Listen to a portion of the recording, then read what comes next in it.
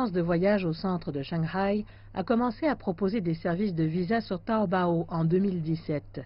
Les clients peuvent utiliser ce service en envoyant simplement leur passeport à l'agence qui s'occupe du reste. À présent, 60% des affaires de l'entreprise proviennent de sa plateforme en ligne. Faire ses achats en ligne est la tendance et nous pourrons attendre davantage de clients sur Internet.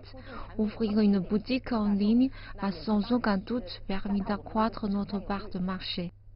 L'assurance tourisme est un des types de services que vous pouvez trouver sur Internet.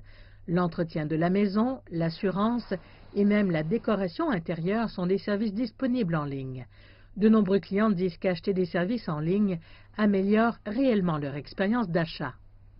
Cela m'économise du temps de ne pas avoir à faire les magasins. Si je vois des commentaires négatifs sur la boutique, bien sûr cela m'interroge sur ce qu'ils vendent.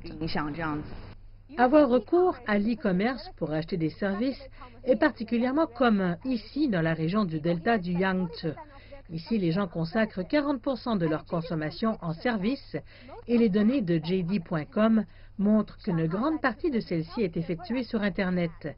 Shanghai aime acheter des services de santé sur Internet, tandis que Suzhou privilégie la décoration intérieure et Ningbo les services ménagers. La croissance rapide de la région est bien entendu l'un des facteurs clés qui a suscité la hausse des ventes de services. En 2018, la valeur des achats de services a bondi de 71% dans la région du delta du Yangtze comparé à 2016. Les gens ont l'habitude de faire des achats en ligne.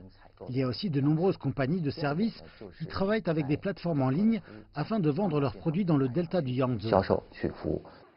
Les experts pensent que cette croissance rapide est favorisée par les mégadonnées aux mains des acteurs en ligne.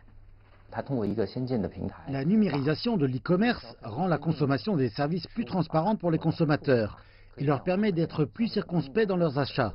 Cela présente aussi davantage d'opportunités pour les compagnies. Celles-ci essaient de proposer de meilleurs services afin de recevoir de meilleurs commentaires sur Internet. Et les habitudes de consommation dans le delta du Yangtze s'étendent à d'autres parties du pays. Un rapport du cabinet Deloitte prédit que la valeur marchande des services ménagers en Chine atteindra 33 000 milliards de yuan en 2023, dont 8 000 milliards pour le seul secteur de l'e-commerce.